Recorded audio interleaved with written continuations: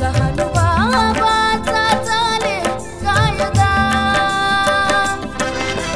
जगाच्या कल्याणापुरी वायदा लहान बाबाचा चाले कायदा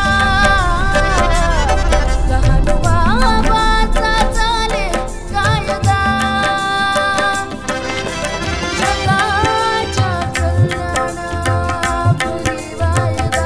हरिहर महाराजांच्या संदर्भातली माहिती सांगा. हरिहर महाराज ढगाभवनात तपश्चर्या केली. बर. तशी त्यानं इंद्राजी जंगलात इंद्राजी महाराजचं जंगल वर्धमानेरीवरून जाते तो रस्ता. हां आहे का नाही, हो. तिथं तपश्चर्या केली म्हणतात. हे नाही माहीत आपल्याला. बर. पण ढग्याले तपश्चर्या केली हे ब्राह्मणावर टेकडीवर ज्या दिवशी लहानोजी महाराज वारले बर. त्या दिवशी त्याचं तप चालू होतं. बर.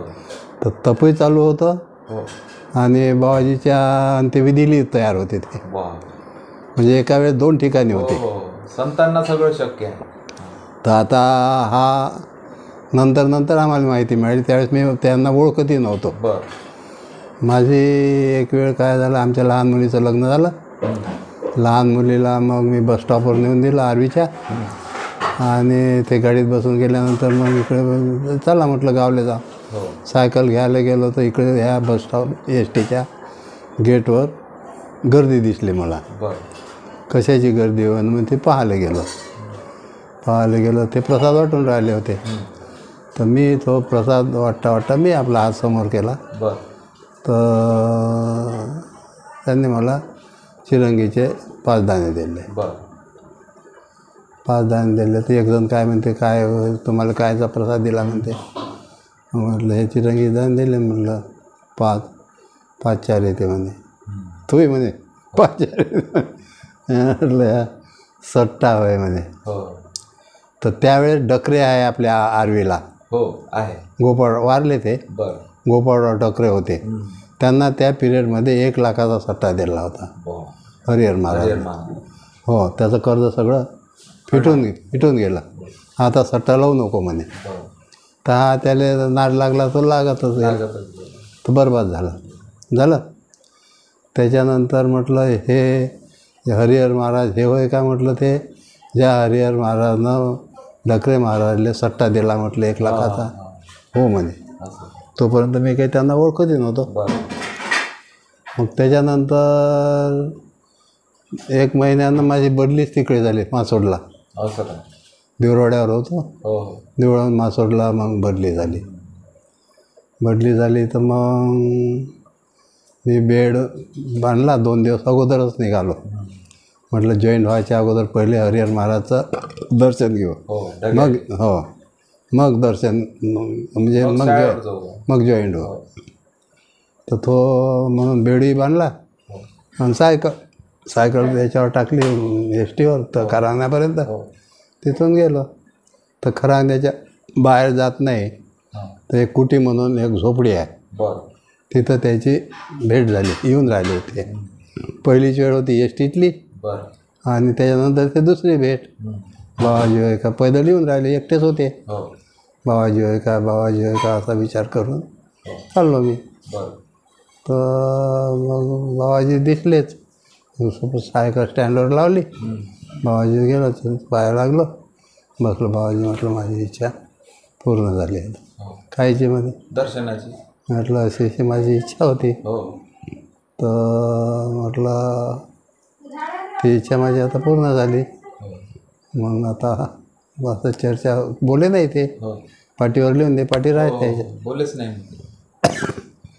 तर मग थोडा वेळ आमचं बोलणं झालं 15-20 मिनटं. मी वर्धेला जातो म्हणजे वरती गेले. मी चालला गेलो. मग शाळेत गेल्यावर मग जॉईन झालो. बेड वगैरे ठेवून दिला आणि जॉईन झालो. दुपारच्या वेळेस आपण शाळा होती गावाच्या बाहेर मासोडला एका वावरावर. तर मग 2 वाजता आम्ही चहा घ्यायला गावात गेलो. तर बाहेरच घराच्या बाहेर गावाच्या बाहेर लोहाराचं दुकान होतं. आता मी नवीन असल्यामुळे त्याचं लक्ष गेलो. 4-5 जण आम्ही चाललो होतो. आज कोण नवीन गुरुजी दिसते म्हणे कुठं असते म्हणे. म्हटलं मी आर्वीला असतो बा. म्हटलं आर्वीला पुरी गुरुजी होय ना म्हणे. हो असते ना म्हणे. म्हटलं हो. तो माझा साळ्याच होय म्हणे.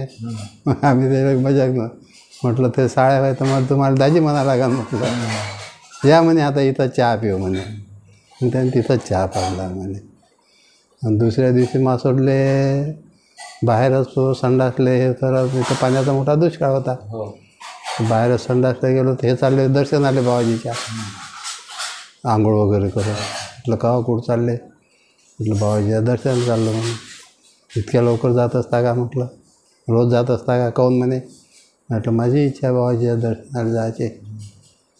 तर उद्या सकाळीच म्हणे आंघोळ करून यायच्या अगोदर चहा आपल्या घरी, तुमचा तर आता ठिकाण आहेच नाही म्हणे, चहा आपल्या घरीच प्यायचा म्हणे. मग सकाळीच आंघोळ करून त्याच्याच घरी चहा घेतला. सायकल होती, डबल सीट. आम्ही घ्यायला गेलो, दर्शन घेतलं. बाबाजी होते. बाबाजीचं दर्शन झालं. मग ते रोज जाय दर्शन घ्यायला. हो 3 किलोमीटर होतं. सकाळीच आंघोळ केले का दर्शनाले गेले का चालले दर्शन करून. मग 2-3 दिवस मी गेलो. तर मग आमची पत्नी नेहमी बिमार आहे. असं का. तर मग म्हटलं त्याला सांगितलं लोहार आले त्या. तर म्हटलं अशी अशी गोष्ट आहे म्हटलं. बाबाजी औषध देते म्हणे, पाहू म्हणे आपण म्हणून. मग बाबाजी जर ते काऊन म्हणे उदास दिसता म्हणे. बाबाजी म्हणे उदास नाही, त्याची बायको राहते म्हणे तिकडे, ते असते म्हणजे बिमार, त्या बिमारीच्या चिंतेत आहे. मग विचारे मला किती दिवस झाले, काय झाले काय नाही. म्हटलं 8-9 वर्ष झाले बिमार आहे म्हटलं. ते कराड डॉक्टर होते, ते थकून गेले ते औषध देऊ देऊ. कराड डॉक्टरचं नाव ऐकलं असेल तुम्ही. कुठे आरवीत होते का. हो डॉक्टर काळे आणि त्याच्या अगोदर कराड डॉक्टर होते. तर 9 दिवस ठेवावं लागेल म्हणे इथं. म्हटलं हो ठेवीन मी इथं. मग 9 दिवस तिथं औषध दिलं. जंगलात राहायचं एक.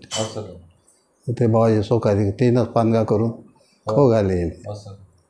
9 दिवसाचं औषध दिलं, बरी झाली. त्याच्यामध्ये त्याच्यानंतर मग ते लोटांगण घालत गेले होते महादेवाले. ती मोठी हिस्ट्रीच आहे त्याची. लोटांगण घालण्याचं त्यानं एक संकल्प केला होता. म्हणजे महादेवाला जाताना ते पूजा करतो का नाही आपण महादेवाला, त्याच्यासोबत ट्रकमध्ये काही लोक होते. तर पूजा करताना त्यांना मोठा भयानक ॲक्सिडेंट दिसला. झालं ताई. तर बाबाजी म्हणे माझे सगळे लोक सुखरूप आणायचे आणि सुखरूप जर आणले तर मी लोटांगण घालत पंढरपूरला येईल. तर त्या ट्रकनं 4 पलट्या खाल्ल्या. 200 फूट काहीत पडला तो रात्रीच्या वेळेस. आणि 200 फूट पडूनही 4 चाकावर असा उभा. पलटी तिलटी नाही उभा झालं. सुखरूप राहिले लोकांना एकाली किंचितही मार नाही. दुसऱ्या दिवशी सकाळीच रस्ता दिसला. सकाळीच रस्त्यानं त्याबरोबर ते रस्त्यानं आली असं ते सांगे. मी नव्हतो गेलो पण तिथले लोक जाणारे. मग त्याच्यानंतर हनुमान जयंती दिवशी त्यानं लोटांगण सुरू केलं. त्यावेळेस आम्ही तिथंच होतो. मग लोटांगण घालते म्हणून आम्ही बाबाजीचा मासो धरलो. हनुमान जयंतीच्या दिवशी आम्ही तिथं गेलो. त्याला सारखं पहिल्या दिवशी त्यानं 5 अशा पलट्या खाल्ल्या लोट. पहिला दिवस मुहूर्त करून टाकलं हनुमान जयंती. दुसऱ्या दिवस मग सुरुवात केलं. मग इथं कर्माबाद इथून जाते का नाही नांदूरच्या जवळ, इथूनच गेलं ते. तर त्याचे भक्तगण होतं ते तिथं. मग आम्ही जेवण वगैरे दिलं होतं त्याला.